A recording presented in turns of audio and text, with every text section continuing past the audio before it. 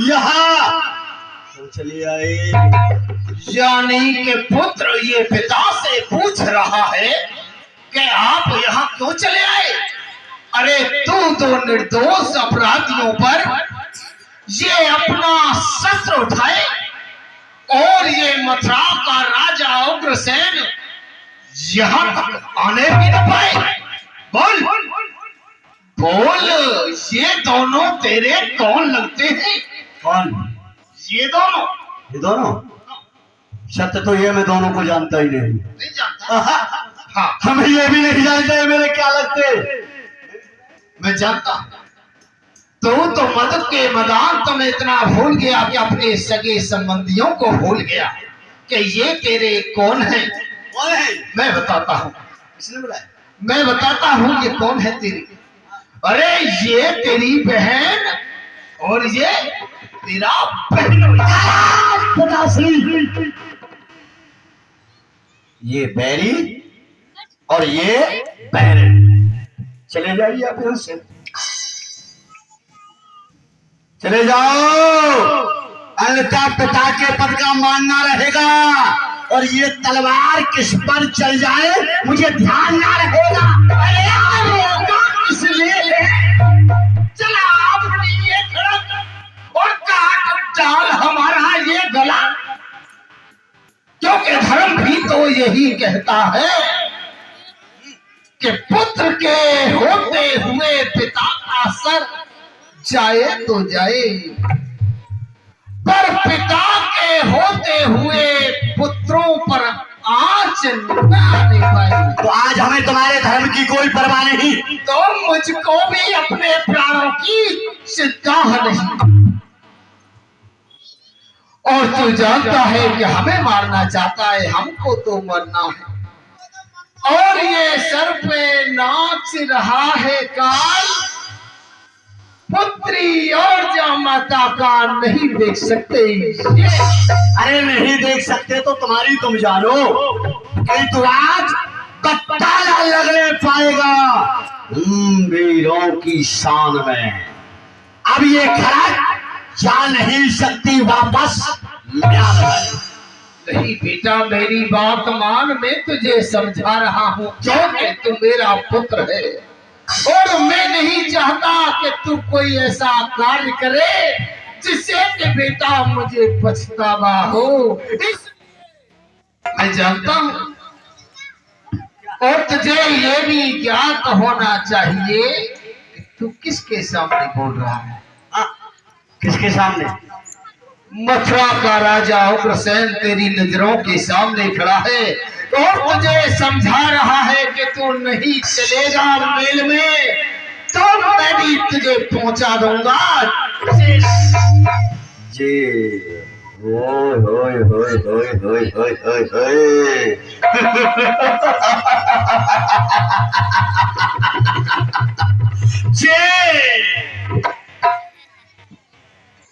किंतु किसकी आज्ञा से? ये सब होगा इस मथुरा के राजा उग्रसेन की आज्ञा से। और आप राजा कब तक हैं? जब तक इस प्यारी प्रजा का दिया हुआ ये ताज और ये राज मुकुट मेरी सर पर है। ये राज मुकुट आपके मस्तक पर तो आप राजा, और यही राज मुकुट हमारे मस्तक पर आ जाए तो राजा कौन होगा? हाँ, अब ये शुभ कार्य आप अपने हाथों से करते हैं या हमको ही करना होगा? बताइए बताइए।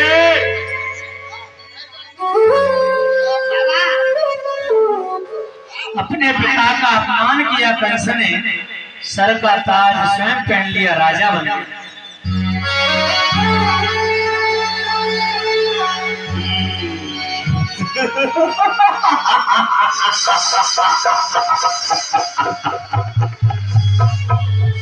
देखिए पिताश्री, मथुरा का राजा कौन? हम मथुरेश।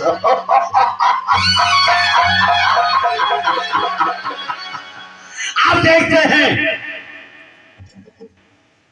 किसके हाथों में पड़ती है हथकड़ी, पहुंचा पकड़ किसको जकड़ती है हथकड़ी। आप ही आ गए घातक विचार में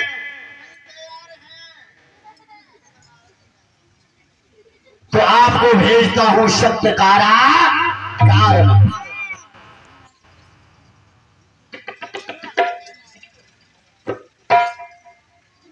विदूषक डालो बुट्टे के हाथों में हथकड़ी, पैरों बेड़ी गार में, तो ले जाओ कारागार में बंद करो।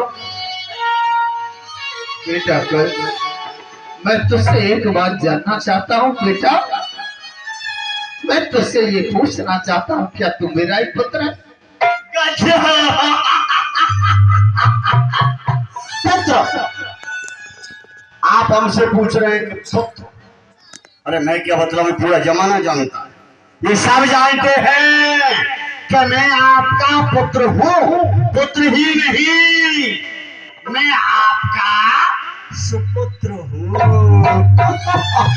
फिर तो बेटा तो ये भी जानता होगा कि एक पिता का पुत्र के लिए क्या कर्तव्य होता है और पुत्र का पिता के लिए क्या कर्तव्य होता है। अवश्य एक पिता का कर्तव्य होता है कि पुत्र को खिलाए पिलाए, लाड लगाए, पढ़ाए लिखाए, और जब वो बड़ा हो जाए तो एक दिन उसे संपत्ति का मालिक बनाए। और पुत्र का यही कर्तव्य होता है जो मैं कर रहा हूं। खिलाए पिलाए, संपत्ति का मालिक बनाए, और वही पुत्र जब जवान हो जाए तो पिता को अपने को लाल लाल आंखें दिखाए। बेटा मैं जानता हूं, क्योंकि पिता पुत्र के लिए न जाने क्या करके दिखलाता है। समझ कलेजे का टुकड़ा सदा बलिहार जाता है, पढ़ाता है लिखाता है, लड़ाता लाड़ है। देखो आज पड़ी है हाथों में हथकड़ी, ये पुत्र का सत्कार। बेटा जब कोई पिता अपनी इच्छा से अपने पुत्र को राजा बनाता है तो आशीर्वाद देता है। फरदार मैं तुझे आशीर्वाद नहीं, मैं तुझे साफ दूंगा। साफ जो लाए हो वो दे जाओ। ये बूढ़े पिता का साप है कि बेटा तू चैन नहीं पाए और तेरी करनी का फल तेरे सामने आए। जिस बहन पर तू अपनी ये खड़क उठाए और उसी की संतान ये तेरा सुख पिटाए। खड़ा क्यों है? लेकर के जाओ, बंद करो। पीछे देख रहा हूँ बुड्ढा चमड़ चमड़ चमड़ चमड़, चुप नहीं हो रहा है महाराज के आगे, हल्ला कर रहा है। मैं तो सबसे यही कहूंगा, जितने भी 60 साल से ऊपर के बुड्ढे हैं, सबको जेल में डलवा दो। हल्ला करते हैं, चाय मांगते हैं, कभी खो खो खो खो द्वार पे बैठे। कंस ने अपने पिताजी को जेल में बंद कर दिया। वसुदेव जी से कृतज्ञ को देख रहे हैं। वसुदेव जी ने विचार किया, जब अपने पिता को नहीं समझ रहा है मुझे क्या समझेगा। बड़े नीतिज्ञवान है वसुदेव जी। विनम्रता से हाथ जोड़ करके निवेदन किया महाराज कंस के सामने। तब वसुदेव कहो कर जोरी, राजन सुनिए बिने मोरी। यह क्या वसुदेव, तुम्हारे देखते देखते इसने अपने पिताश्री को सख्त कारागार में डाल दिया, तो फिर तुम्हारा तो लगता ही है, क्या नहीं मुझे यहाँ नम्रता से काम लेना चाहिए। राजा, मैं आपके सम्मुख अपने हाथ जोड़कर के कुछ विनती करना चाहता हूँ। विनती अवश्य कहो।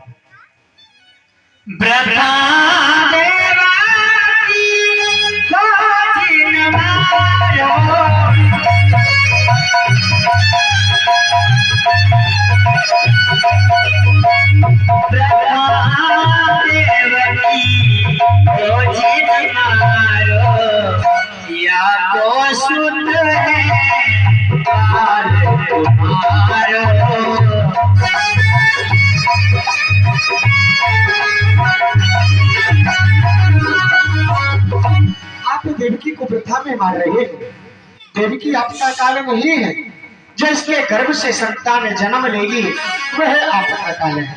वसुदेव, मैं देवकी को वृथा में नहीं मार रहा। सुन वसुदेव भई नभवाड़ी, तुम सुनी कछुनाए छुपान। वसुदेव, अभी आकाश से आकाशवाणी हुई कि देवकी का अष्टम लाल कंस का काल होगा। आकाशवाणी को मैंने ही नहीं बल्कि आपने भी सुना था ना। और नीति कहती है कि वृक्ष फले जो विष फल लागे ताय बने पहले ही त्याग। जिस वृक्ष पर विषैले फल लगते हो तो चतुर व्यक्ति जो होते हैं फल आने का इंतजार नहीं करते। विषैले वृक्ष को जड़ से उखाड़ करके फेंक देते। ना वृक्ष बड़ा होगा, ना फल लगेगा, ना कोई खाएगा, ना कोई मरेगा। और वही मैं कर रहा हूँ। हाँ, रही बात तुम्हारे विवाह की तो चिंता नहीं करना। बसते कन्या ब्याहे और कोई दे हो, या मारो सोच मिटे।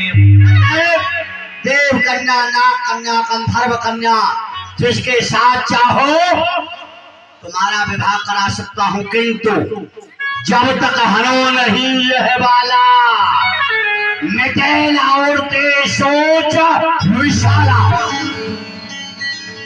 किंतु जब तक देवकी को समाप्त नहीं कर दूंगा, जब तक मेरा क्रोध शांत नहीं होगा। नहीं राजन, ऐसा नहीं है। यदि मान लिया जाए किसी व्यक्ति के शरीर में कोई रोग हो जाए तो उसका मतलब यह नहीं कि उसे समाप्त कर दिया जाए, बल्कि यह है कि भली प्रकार से उसका उपचार किया जाए। तो मैं बस आपसे यही विनती कर रहा हूँ। सब सुनिया हम सोनी के,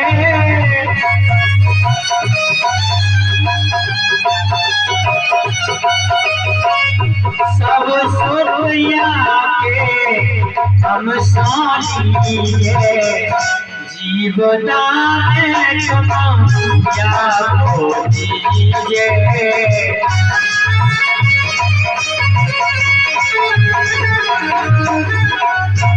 जो भी देवकी के गर्भ से जितनी भी संतानें जन्म लेंगी मैं आपको ला करके दूंगा। आप इस बात की चिंता ना करें। विश्वास कैसे करें? विश्वास यह बाचा हम तुम सनभासे, चंद्र सूर्य साक्षी कर रहा।